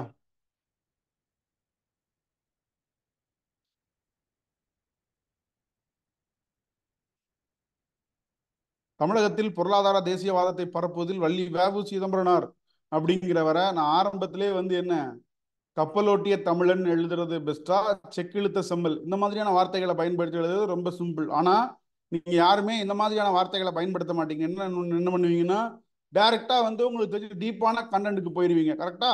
ஆனா அந்த பேசிக்கா எல்லாரும் சொல்லக்கூடிய கப்பலோட்டிய தமிழனோ செக்கிழுத்த செம்மலோ இதெல்லாம் இந்த மாதிரியான வார்த்தைகள் எல்லாம் எங்கேயாவது கடைசியில் எழுதி வச்சிருப்பீங்க. அப்போ always you should stick with basic. IAS level ஆன்சர்லாம் நமக்கு தேவையில்லை. நமக்கு வந்து என்ன சாரி பிஹெச்டி லெவல் ஆன்சர்லாம் தேவை கிடையாது. ரொம்ப சிம்பிளா எழுதுனா போதும். நம்ம எழுதக்கூடிய விஷயம் எல்லாருக்கும் தெரிஞ்ச விஷயமா எழுதிருக்கணும். புரியுதுங்களா? இப்போ நீங்க விஓசியை பத்தி ஒரு ரொம்ப டீட்டெயில்டான ஒரு புத்தகத்துல படிக்கிறீங்க. சரியா? அந்த புத்தகத்துல படிச்ச எல்லா விஷயத்தையும் இங்க எழுதணும்னு கிடையாது. அப்படி எழுதுனீங்கன்னா உங்களுக்கு மதிப்பெண்ணும் கிடையாது. ஏன் அப்படின்னு சொல்லி பார்த்தீங்கன்னா நீங்க எழுதக்கூடிய விடை அப்படிங்கிறது எல்லாருக்கும் தெரிஞ்ச விடையா இருக்கணும். அதுதான் ரொம்ப முக்கியமே தவிர்த்து எல்லாருக்கும் தெரியாம நான் எழுதுறது தான் வந்து பெஸ்ட் ஆன்சர்னு நினைச்சீங்கன்னா நீங்க வந்து என்ன பண்றீங்க, அந்த இடத்துல you are losing your mark, you are losing your mark. So இதுதான் நீங்க அடிப்படையில் இப்போதைக்கு மெயின்ஸ் எழுதுறதுக்கு முன்னாடி இதெல்லாம் ப்ரீ ரெக்விஷனா என்ன இதெல்லாம் தெரிஞ்சிருக்கணும், இதெல்லாம் பண்ணணும். ரைட்? மற்றபடி ப்ரிப்பேர் பண்ணுறதெல்லாம் அப்புறம், இதெல்லாம் தெரிஞ்சால் மட்டும்தான். சரியா? இன்னும் தவறுகள் பண்ணுறதை நான் செப்பரேட்டாக வீடியோ போடுவேன். அடுத்து நம்ம என்னென்ன தவறு பண்ணுறோம், அதை எப்படி ரெக்டிஃபை பண்ணுறது அப்படிங்கிறது. பட் இதை பொறுத்த வரைக்கும் என்னென்னா இதெல்லாம் நீங்கள் தெரிஞ்சுக்கிடணும் அப்படிங்கிறதுக்காக சொல்கிறேன். குறிப்பாக இந்த ரோல் ஆஃப் சிலபஸ் அப்படிங்கிறது எந்த அளவுக்கு முக்கியம் அப்படின்னு. இப்போ பொலிட்டியில் ஒரு கேள்வியை பார்க்கலாம்.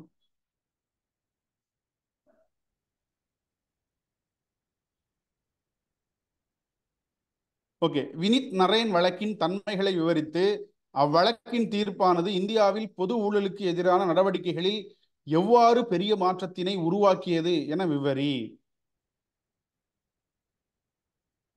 Elaborate the counters of Vinith Narain case and then explain how the judgment of the case imparted a paradigm shift in tackling public corruption in India.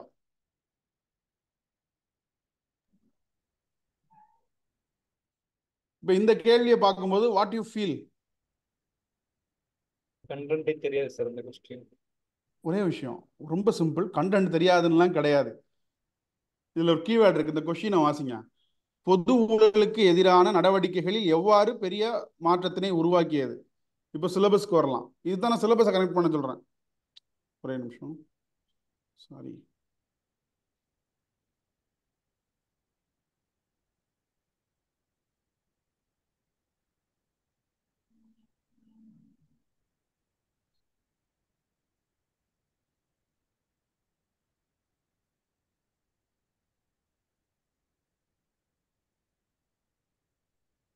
இதுல எதெல்லாம் வந்து ஆன்டி கரப்ஷன் மெஷர்ஸ்?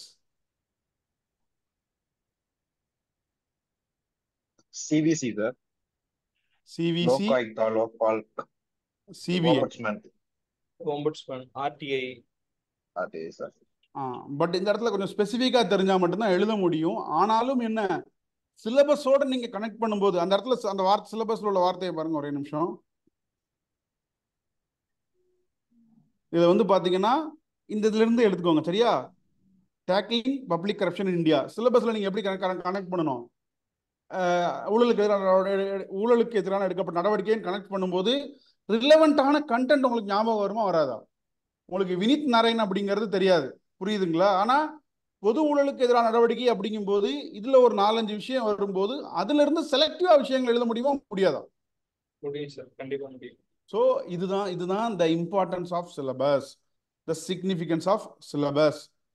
இது டைரக்டான கொஸ்டின், கரண்ட் அஃபேர்ஸ் கொஸ்டின், சரியா? இந்த இதை பார்க்கலாம். The legislative procedure followed in the state legislative assembly and the legislative council remain the same as in the parliament. இப்போ இதை பார்த்தோன்னா உங்களுக்கு எது ஞாபகத்துக்கு வரணும் சிலபஸ்ல? லெஜிஸ்லேச்சர் சிலபஸ்ல ரொம்ப எக்ஸாக்டா இருக்கும். நீங்க லெஜிஸ்லேச்சர்னு படிக்கும்போது ஸ்ட்ரக்சர் படிச்சிருப்பீங்க, ப்ராசஸ் படிச்சிருப்பீங்க, கரெக்டா? அப்போ ஆட்டோமேட்டிக்கா அது ரிலவெண்டான எல்லா விஷயமும் உங்களுக்கு வந்து என்ன ஞாபகத்துக்கு வரும். அப்படி ஞாபகத்துக்கு வரும்போது அதுல இருந்து you can filter the content and you can write with a priority. So இதனாலதான் வந்து என்னன்னா சிலபஸ் ரொம்ப முக்கியம், சிலபஸ் ரொம்ப முக்கியம், சிலபஸ் ரொம்ப முக்கியம் அப்படிங்கக்கூடிய விஷயத்த நான் திரும்ப திரும்ப எம்பசிஸ் பண்றேன். நீங்க சிலபஸே தெரியாம கொஸ்டின் அண்ட் ஆன்சரா படிச்சீங்கன்னா உங்களால போனா விடை எழுத முடியுமான்னா எழுத முடியாது. ஸோ நீங்க சிலபஸை எந்த அளவுக்கு நீங்க மனப்பாடம் பண்றீங்களோ அந்த அளவுக்கு உங்களுக்கு it is a benefit and உங்க ஆன்சரும் வந்து என்ன ரொம்ப சிம்பிளா இருக்கும், சரியா? ஸோ இப்போ நான் சொன்னதுல ஏதாவது யாருக்காவது சந்தேகம் இருக்குதா? யாருக்காவது ஏதாவது?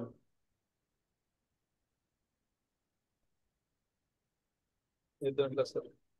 ம், இல்லை சார், எதுவும் இல்லை சார். ஹலோ சார், வணக்கம் சார். சொல்லுங்க. சார் ஆக்சுவலி சார் இப்போ 1:20 இப்போ 20 ரேஷியோன்றது 1:50 வர வாய்ப்பு இருக்கா சார்? மறுபடியும் அதெல்லாம் கேஸ் வாய்ப்பே கிடையாது. ஏதோ கேஸ் ஃபைல் பண்ணி போறப்போ வாய்ப்பு இருக்கா it is sir? A policy decision, அது ஒண்ணுமே பண்ண முடியாது. நான் சார் அதுக்குள்ளே போக சார் விரும்பல. Another doubt sir. ஆ. ஹலோ சார், இப்போ எஸ்சி பிஎஸ்டி 123 போட்டிருக்கேன் சார். எனி இல்ல சான்ஸ் கட் ஆஃப் இதெல்லாம் பத்தினா இப்ப பேசவே இல்லை, புரியுதுங்களா? அப்பனா நான் முதல்ல ஆரம்பத்திலே ஆரம்பிச்சிருப்பேனே. நான் ஜஸ்ட் சிலபஸை பத்தி வந்து பேசுறேன். அது ஓகே அபிஷியல் கீ போட்டதுக்கு அப்புறம் மற்ற விஷயத்தெல்லாம் நான் பேசுவேன், புரியுதா? இப்போதைக்கு சரி அபிஷியல் கீ போடல, அதனால அந்த விஷயத்துக்குள்ளே நான் உள்ள போகல. Right. Okay okay okay sir ஒரு டவுட் சார். சார் இப்போ ஆக்சுவலாக ஒரு தப்பான புரிதல் தான் அதுக்கு முன்னாடி இருந்த நோட்ஸ் எடுக்கும்போது பிளான் என்ன பண்ணியிருந்தேன்னா ஒரு டாப்பிக்குக்கும் அட்லீஸ்ட் அதை பற்றின எல்லா கண்டென்ட்டும் எழுதணும்னு நினச்சேன் சார். இப்போ இந்த செஷனுக்கு பிறகு இப்போ தான் கீவேர்ட்ஸ் மட்டும்தான் அதில் இருக்கணுன்றது கொஞ்சம் புரியுது. ஸோ ஐ மீன் அது கரெக்ட் தானே சார்? இப்போ கீவேர்ட்ஸ் மட்டும் எழுதுனா சம்டைம்ஸ் இப்போ ஃபியூச்சரில் ஆஃப்டர் ஒரு 2 மாதத்துக்கு அப்புறம் இந்த கீவேர்ட்ஸ் மட்டும் பார்த்தா கண்டென்ட் ஞாபகம் நீங்க வருங்களா? ஆல்ரெடி படிச்சதுக்கு அப்புறம் தான் நீங்க கீவேர்ட்ஸ் எழுத போறீங்க. நீங்க கீவேர்ட்ஸை வந்து கீவேர்ட்ஸை மட்டும் எழுதலையே, நீங்க அந்த டாபிக்கை ப்ரிப்பேர் பண்ணிட்டு அதுல இருந்து உங்களுக்கு புரிஞ்ச மாதிரி கீவேர்ட்ஸை மட்டும் தானே எழுதி வைக்க போறீங்க. நீங்க இப்போ வந்து பேட்டில் ஆஃப் பக்சார் அப்படின்னா அது ரிலவெண்டான எல்லா விஷயமும் உங்களுக்கு ஞாபகத்துக்கு வருமா வராதா? கரெக்ட் கரெக்ட் வரும் சார். அதே மாதிரி தான் நான் சொல்றேன், புரியுதுங்களா? நீங்க ஓகே பேட்டில் ஓகே ஆஃப் பக்சாருக்கு 5 பாயிண்ட் 6 பாயிண்ட் எழுதினாலும் அது வேஸ்ட் ஆஃப் டைம் தான், அந்த நோட்ஸா எழுதுறது, புரியுதுங்களா? உங்களுக்கு பேட்டில் ஆஃப் பக்சார்னா அந்த இம்பாக்ட் என்ன அப்படின்னு பாத்தீங்கன்னா அதுக்கு பேட்டில் ஆஃப் பக்சார்ல ட்ரீட்டி ஆஃப் அலகாபாத் வந்துச்சு, திவானி ரைட்ஸ் போச்சுங்கிற ஆட்டோமேட்டிக்கா எல்லா விஷயமும் உங்களுக்கு ஞாபகத்துக்கு வந்துடும், புரியுதுங்களா? பட் இதை நீங்க ப்ராக்டிஸ் பண்ண என்னன்னா இதுல உங்களுக்கு இம்ப்ரூவ்மெண்ட் தெரியும். எந்த ஒரு விஷயமே ஆரம்பத்துல நம்ம பெஸ்டா பண்ண நினைக்க கூடாது, புரியுதா? யூ கேன் டூ மிஸ்டேக்ஸ், நீங்க எப்படி நோட்ஸ் எடுக்கலாம், தப்பு பண்ணலாம். ஆனா அதுல இருந்து கத்துக்கிட்டு ஒவ்வொரு இதை இம்ப்ரூவ் பண்றதுல தான் என்ன இருக்கு. அண்ட் கடைசியா ஃபைனலா எவ்வளவு மார்க் எடுக்கணும் அப்படிங்கிறத சொல்றேன், சரியா? ரொம்ப சிம்பிளா சொல்லணும் அப்படின்னா இந்த முறை வந்து நீங்க குரூப் 1ல கிராக் பண்ணணும் அப்படின்னா irrespective of your BC, MBC, SC, ST எதா இருந்தாலும் நீங்க 500 மதிப்பெண் எடுத்தால் கண்டிப்பா உங்களுக்கு என்ன வேலை, சரியா? ஸோ இது வந்து 2023 மீன்ஸ் உடைய அனாலிசிஸ். நல்லா பாருங்க, ரிட்டன் மார்க் 8வது ரேங்க் எடுத்த கேண்டிடேட் தான் என்ன ரிட்டன்ல ஃபர்ஸ்ட். ஸோ உங்க பேர் வந்து பிரேமி, ரைட்டா? குரூப் 2லையும் டாப்பரா வந்திருந்தாங்க. உங்கள் பேப்பர் இருக்குன்னு அடுத்ததில் காமிப்பேன். சரியா? ஸோ இந்த ரிட்டனில் 525 மார்க் எடுக்கிறதுக்கு இல்லை 500 மார்க் எடுக்கிறதுக்கு நம்ம என்ன பண்ணணும் அப்படிங்கிறது தான் இப்போதைக்கு யோசிக்கணும். புரியுதுங்களா? ஸோ ஃபஸ்ட்டு சிலபஸை நீங்கள் கம்ப்ளீட்டாக ரீட் பண்ணணும். ரீட் பண்ணிவிட்டு எதுக்கு ப்ரையாரிட்டின்னு ஒன்று இருக்குல்ல. ஃபார் எக்ஸாம்பிள், மாடர்ன் ஹிஸ்ட்ரி எவ்வளவு? 100 மார்க். சோஷியல் ஹிஸ்ட்ரி எவ்வளவு? 100 மார்க். எத்திக்ஸ் அண்ட் இன்டெகிரிட்டி எவ்வளவு? 50 மார்க். இதை விட்டுறலாம். 100 மார்க்கே 4 இருக்கு. புரியுதுங்களா? இந்த ப்ரையாரிட்டி கொடுத்து நீங்க படிக்க ஆரம்பிங்க. பட் நார்மலா நீங்க எப்படி படிக்க ஆரம்பிக்கிறீங்க சொல்லுங்க பார்ப்போம். பேப்பர் வைஸே படிக்க ஆரம்பிச்சிருங்க. அப்படி இல்லாம நமக்கு எதுல அதிகமான மார்க் வந்து நமக்கு வருதோ அதுல தான் வந்து நம்ம ஆரம்பிக்கணும். ஒன்று, இது ஒரு அப்ரோச். ஃபார் எக்ஸாம்பிள், இப்போ எனக்கு வந்து பொலிட்டி தெரியும், அதனால நான் வந்து என்ன பண்ணுவேன்னா பொலிட்டியை கடைசி பார்த்துக்கலாம்னு நினைப்பேன். மாடர்ன் ஹிஸ்ட்ரி எனக்கு நல்லா தெரியும், அதனால என்ன பண்ணிடுவேன், அதை கடைசி பார்த்துக்கலாம்னு நினைப்பேன். அப்போ ரிமைனிங் இருக்கிறதுல ப்ரையாரிட்டி கொடுத்து படிக்கிறது. இப்போ இந்த முறை எடுத்துக்கிட்டிங்கன்னா சோஷியல் எக்கனாமிக் இஷ்யூஸ் அப்படிங்கிறது ரொம்ப முக்கியம்.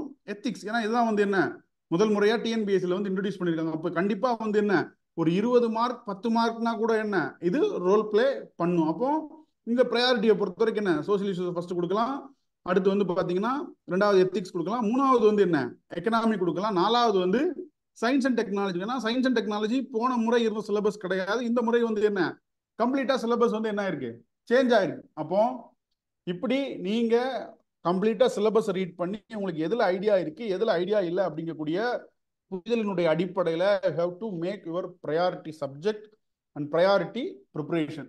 ஸோ இதுதான் வந்து நீங்க 500 மதிப்பெண் எடுப்பதற்கான ஒரு அணுகுமுறை.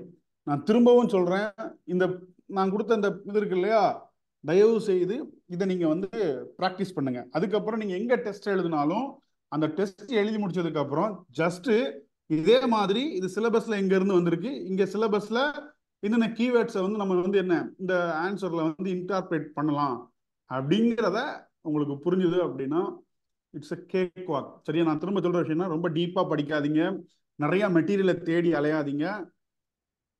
சுருக்கமா சொல்லணும் அப்படின்னா சிலபஸ் இருக்கக்கூடிய பேசிக்கான விஷயங்கள் எல்லாமே உங்களுக்கு தெரிஞ்சதுன்னா you can crack the examination.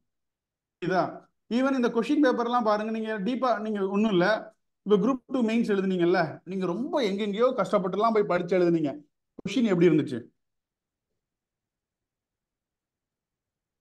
General question sir, overall general question, ஜெனரலான கொஸ்டின் சார் எல்லாம். அப்ப என்ன புரியுது?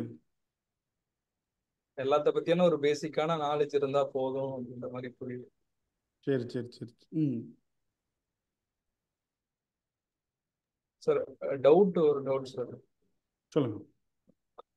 எந்த இடத்துல அதை ஸ்டிக் பண்றது, இது போதும்னு சொல்லி அதை தான் சார் கண்டுபிடிக்கிறது ரொம்ப கஷ்டமா இருக்கு. இப்போ இதுல ஒரு இப்போ அட்வென்ட் ஆஃப் யூரோப்பியன்ஸ் படிக்கிறோம்னா, போர்ச்சுகீஸ் பத்தி படிக்கிறோம்னா, அது போய் எவ்வளோ அதில் ஸ்டிக் பண்ணணும் அப்படின்றதான் சார் கேள்வியா இருக்கு. இப்போ இதுல இது போதும் அப்படின்றது வந்து அது எப்படி அதை வந்து நம்ம வந்து புரிஞ்சுக்கிறது, இது போதும் அடுத்தது போகும் அப்படின்ற மாதிரி ஒன்னுலேயே டீப்பா போற மாதிரி அது அந்த காம்ப்ளிகேஷன் இருக்கு சார்.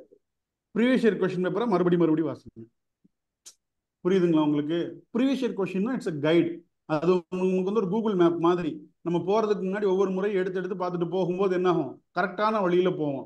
நம்ம வந்து ப்ரீவியஸ் இயர் கொஸ்டின் பேப்பரே நம்ம பார்க்கறது கிடையாது. ப்ரீவியஸ் இயர் கொஸ்டின் பேப்பரை பார்த்ததுக்கு அப்புறம் கொஞ்சம் அப்சர்வேஷன் நீங்க என்ன இப்ப இதுல இருந்து கேள்விகள் இப்படி கேட்கப்பட்டிருக்கு அப்படின்னு உதாரணத்துக்கு நான் சொல்றேனே,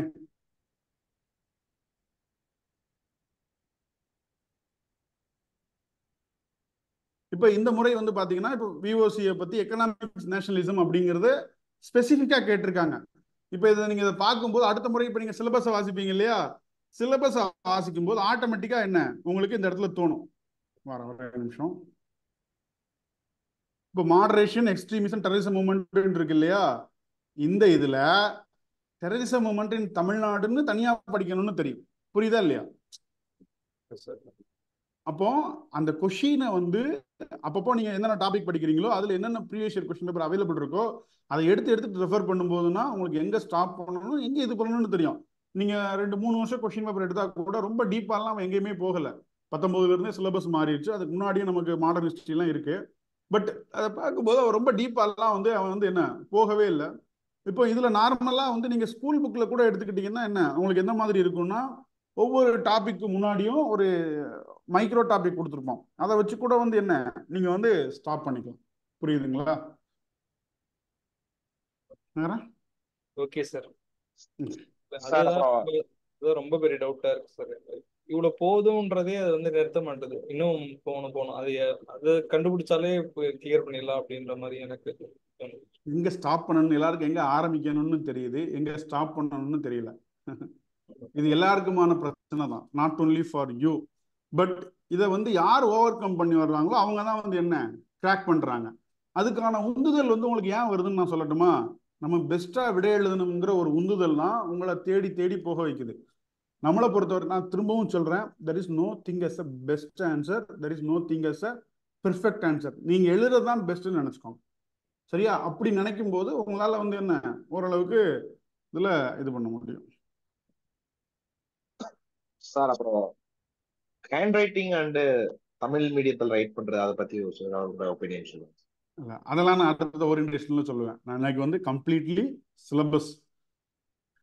இல்ல சார், அதான் சார் ஹேண்ட் ரைட்டிங்கிறது ரொம்ப முக்கியமா அந்த மாதிரி கேட்கணும். ஹேண்ட் ரைட்டிங்லாம் ரொம்ப நீங்க ரொம்ப அழகா இருக்கணும்லாம் கிடையாது. சரியா? எழுதுற திருத்தும் போது எனக்கு புரியும். இன்னொரு விஷயத்த நீங்க மட்டும் மனசுல வச்சுக்கோங்க. இப்போ இந்த முறை டெஸ்ட் எழுதும் போது உங்க பேப்பரை ஸ்கேன் பண்ணி ஒரு லேப்டாப்லயோ ஒரு கம்ப்யூட்டர்லயோ போட்டு பார்த்துட்டு அதுல உங்க ஆன்சர் லெஜிபிளா இருக்கான்னு பார்த்துட்டு இது பண்ணிக்கோங்க. புரியுதுங்களா? ரொம்ப அழகா இருக்கணும் அப்படிங்கறதெல்லாம் கிடையாது. Again I can ask question. இப்போ உங்க ஃப்ரெண்ட்ஸே நிறைய பேர் இருந்திருப்பாங்க, அவங்க ஹேண்ட் ரைட்டிங்கும் ரொம்ப பக்காவா சூப்பரா இருந்திருக்கும், ப்ரெசன்டேஷனும் இருந்திருக்கும், பேப்பரும் கம்ப்ளீட் பண்ணியிருப்பாங்க. But why they cannot crack?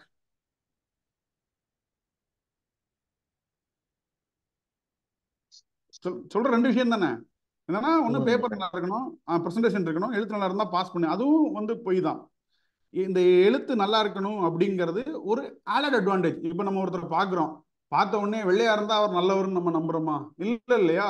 வெள்ளையா இருக்கிறதுனால இருப்பாருன்னு நினைப்போம், ஆனால் அதனாலே அவர் நல்லவர் ஆகிட மாட்டார். அதனால அதே மாதிரி தான் என்னன்னா நம்ம எழுதக்கூடிய விடை அந்த எழுத்து அப்படிங்கிறது அழகா இருந்தா மட்டும் வந்து என்ன அப்படிங்கிறது கிடையாது. அதனால வந்து என்ன, இந்த தாட்டை உங்க மைண்ட்ல இருந்து சேஞ்ச் பண்ணிக்கோங்க. உங்க ஆன்சர் உங்க ஹேண்ட் ரிட்டன் ஓரளவுக்கு லெஜிபிளா இருந்தா போதும். ஈவன் இன்ஸ்ட்ரக்ஷன்ல என்ன கொடுத்துருக்காங்க, அழகாக எழுதுவதற்காக தனியே மதிப்பெண்கள் ஏதும் வழங்கப்படுவதில்லை அப்படிங்கறத தான் கொடுத்துருக்காங்க. சரியா? சார் சார் கொஸ்டின் சார் இது சாரி சார், கடந்த 3 வருஷத்துக்கான ப்ரீவியஸ் இயர் கொஸ்டின் பார்த்தா போதுமானதா இருக்குங்களா சார்? போதும் போதும் போதும் போதும். சார் சயின்ஸ் சிலபஸ் வந்து ரொம்ப இன்டென்சிவா நிறைய கண்டென்ட் இருக்கிற மாதிரி இருக்குங்க சார். அதில் ரீசன்ட் டெவலப்மெண்ட் மட்டும் பார்த்துட்டு போங்க. அது ரொம்பலாம் டைம் ஸ்பெண்ட் பண்ணாதீங்க. That is my suggestion. அதில் உள்ள போனீங்கன்னா மூழ்கிடும். நம்ம ப்ரிலிம்ஸ்லையும் சயின்ஸ் படிக்கல ஒன்று. இன்னொன்று இப்போ குரூப் 1 மெயின்ஸில் கொடுத்துருக்கிறதுல வந்து பார்த்தீங்கன்னா கெமிஸ்ட்ரி அண்ட் பாட்னி சுவாலஜி இது ரெண்டு மட்டும்தான் வந்து ஸ்டாட்டிக்காக இருக்கு. ஃபிசிக்ஸ்ல இருந்து உங்களுக்கு எந்த ஸ்டாட்டிக் போர்ஷனுமே கொடுக்கல. சரியா? மீதம் வந்து கிட்டத்தட்ட ஒரு 30% தான் இந்த ஸ்டாட்டிக் சயின்ஸ் சொல்ற ஜெனரல் சயின்ஸ் இருக்கு. மீதம் 70% வந்து பாத்தீங்கன்னா கம்ப்ளீட்டா ரீசன்ட் டெவலப்மெண்ட் தான். அதை பொறுத்த வரைக்கும் மட்டும் என்ன பண்ணிக்கோங்கன்னா கரண்ட் அஃபேர்ஸ் பேஸ்டா ஓரளவுக்கு வந்து என்ன ப்ரிப்பேர் பண்ணிக்கோங்க. டெக்னாலஜி பேஸ்டா போன முறையுமே வந்து பாத்தீங்கன்னா அவன் ஸ்டாட்டிக் சயின்ஸ்ல இருந்தே ரொம்ப கேள்வி கேட்கலையே. பேப்பர் பார்த்தோம். எவ்வளவு டைம் இருக்கும் சார் மெயின்ஸ் நமக்கு? இல்லை எக்ஸாக்டா தெரியல. I think it will be in January. இல்லைன்னா என்ன அதுக்கு முன்னாடியே கூட இருக்கலாம்.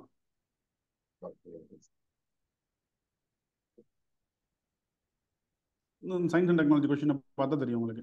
நம்ம ரீசன்ட் டெவலப்மெண்ட் தான் கேட்குறான். மின்னாள்கையினுடைய நன்மைகளை எழுதுக, NISAR, fluorescence sensor, mobile communication, pyrolysis, green national highways corridor, sea water desalination, disaster மேனேஜ்மெண்ட்ல இது சார் டிசாஸ்டர் இது செப்பரேட் கொஸ்டின். புரியுதா உங்களுக்கு?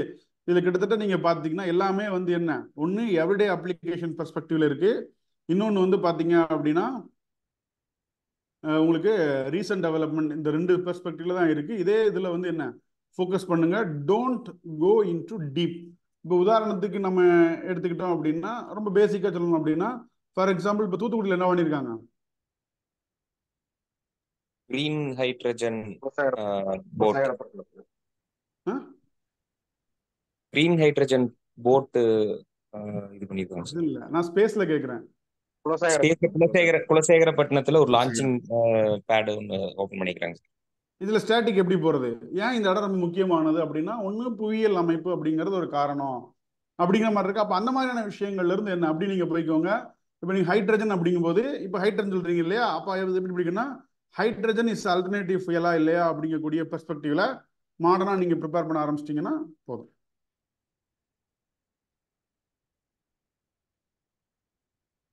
ஸோ இந்த வித்தியாசம் உங்களுக்கு புரியுதா இல்லையா? சயின்ஸ் அண்ட் டெக்னாலஜி பற்றி நான் செப்பரேட்டாக ஒரு வீடியோ போடுறேன்.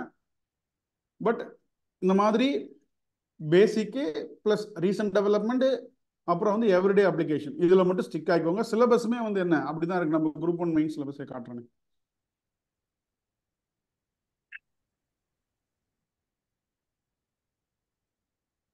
நான் போன சிலபஸை விட இது வள வள வள வள கொல கொலன்னு இருக்கு.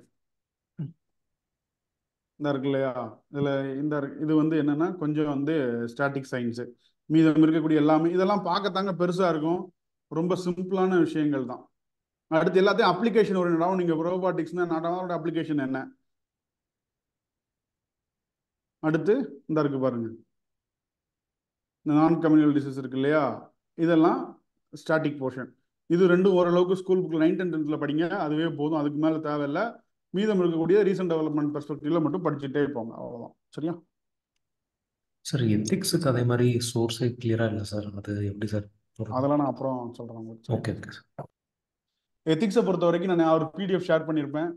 எத்திக்ஸை பொறுத்த வரைக்கும் நீங்கள் ப்ரிப்பேர் பண்ணணும் அப்படிங்கிறத காட்டிலும் நீங்கள் சொசைட்டி எந்த அளவுக்கு வந்து புரிஞ்சுக்கிறீங்க, இண்டிவிஜுவலாக ஒரு இஷ்யூஸில் வந்து உங்களுடைய ரிஃப்ளெக்ஷன் எப்படி இருக்குது, அது எத்திக்கலாக இருக்கா, எத்திக்கலி கரெக்டாக இல்லை மாரலி கரெக்டாக இல்லை அக்கார்டிங் டு லா இஸ் கரெக்டாங்கக்கூடியதில் எழுதணும். கூடுமான வரைக்கும் அதுக்கு நடைமுறை எடுத்துக்காட்டுகள் கொடுத்து தான் வந்து என்ன அந்த இதை வந்து எழுதணும். இப்போ ரொம்ப உதாரணத்துக்கு சொல்லணும் அப்படின்னு சொல்லி பார்த்தீங்கன்னா, பூஜா கேட்குறா ஒரு ஐஏஎஸ் வந்து இப்போ செய்தியில் வந்துக்கிட்டே இருக்கு.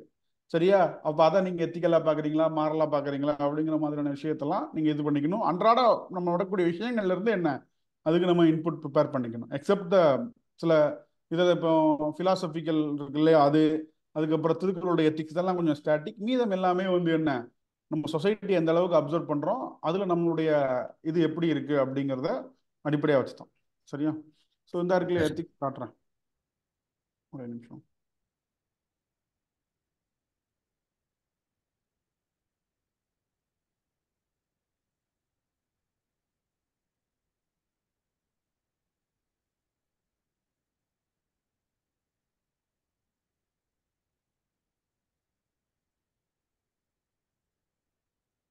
இந்த மாதிரி எல்லா இடத்துலையுமே எடுத்துக்காட்டு கொடுத்து எழுதணும். நான் காட்டுறேன்.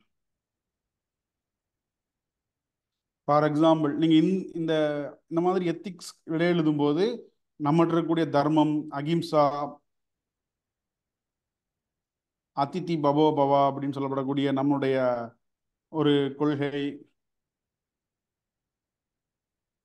இன்னொரு இதில் காட்டுறேன்.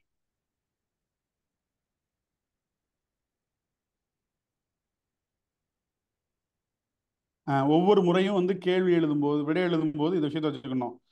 எப்போதுமே ஒரு முடிவு டிசிஷன் மேக்கிங் பேசிஸ் தான் அந்த கொஸ்டின் இருக்கும்.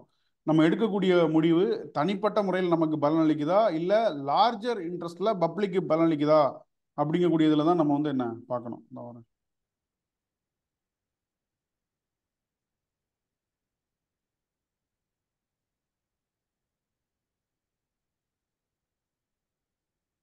மாரல் ஸ்பேர் இந்த மாதிரி எடுத்துக்காட்டு கொடுத்து எழுதணும். புரியுதுங்களா உங்களுக்கு?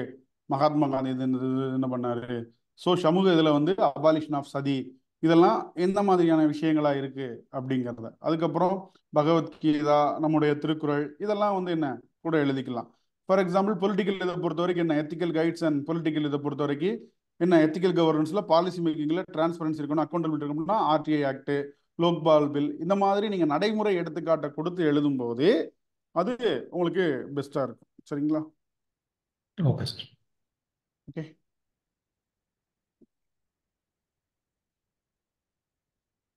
வேற சந்தேகம் இருந்தா கேளுங்க. I will wind up the class. இதில் வந்து என்னன்னா முதல்ல கொஞ்சம் கொஞ்சமாக தான் கற்றுக்க முடியும். அதனால வந்து உடனே எல்லாத்தையும் கற்றுக்கணும்னு நினைக்காதீங்க. ஸோ ஃபர்ஸ்ட் என்ன பண்ணுங்கன்னா எல்லா 3 வருஷம் ப்ரீவியஸ் கொஸ்டின் பேப்பர் எடுங்க, சிலபஸோட கனெக்ட் பண்ணுங்க. அதுக்கு எப்படி கீவேர்ட்ஸ் ஃப்ரேம் ஒர்க் பண்ணலாம் அப்படிங்கிறத பார்த்தீங்கன்னா ஓரளவுக்கு நீங்கள் எதை ரீட் பண்ணணும், எதை ரீட் பண்ணக்கூடாது, எதை ஃபோக்கஸ்டாக ப்ரிப்பேர் பண்ணணும், எதை ஃபோக்கஸ் அதாவது வந்து இம்பார்ட்டன்ட் இல்லாமல் ப்ரிப்பேர் பண்ணணும் அப்படிங்கக்கூடிய விஷயம் வந்து என்ன உங்களுக்கு ரொம்ப தெரியும். அதுக்கப்புறம் வந்து கரண்ட் அஃபேர்ஸ் இன்டென்சிவாக ப்ரிப்பேர் பண்ணுறது அப்படிங்கிறத காட்டிலும் மேலோட்டமாக தெரிஞ்சும் அதை எங்கெங்கே நம்ம இது பண்ணுறோம். ஃபார் எக்ஸாம்பிள் வியூவர்ஸுக்கு சொல்லும்போது என்ன ஆத்ம நிர்பார் அப்படிங்கக்கூடிய விஷயத்த சொன்னோம் இல்லையா, அதே மாதிரி சின்ன சின்ன விஷயங்கள் நம்மளால் எங்கெல்லாம் வந்து கனெக்ட் பண்ண முடியுதோ அப்படி தான் கனெக்ட் பண்ணணுமே தவிர்த்து ஒவ்வொரு இதுலையும் 2 பக்கம் 3 பக்கம் சாரி 10 வரி எழுதிங்கன்னா அதில் 4 கரண்ட் அஃபேர்ஸ் இருக்கணும் அப்படின்னு எந்த விதமான ஒரு இதுவும் தேவை கிடையாது. சரிங்களா?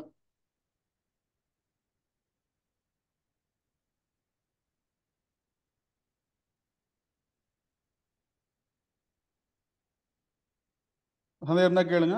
ரயில் வைண்ட் அப் த கிளாஸ்.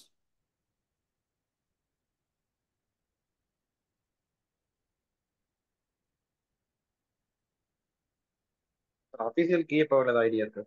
அது அடுத்த வாரம் தான் வரும். 22ஆம் தேதி 23ஆம் தேதி தான் வரும்.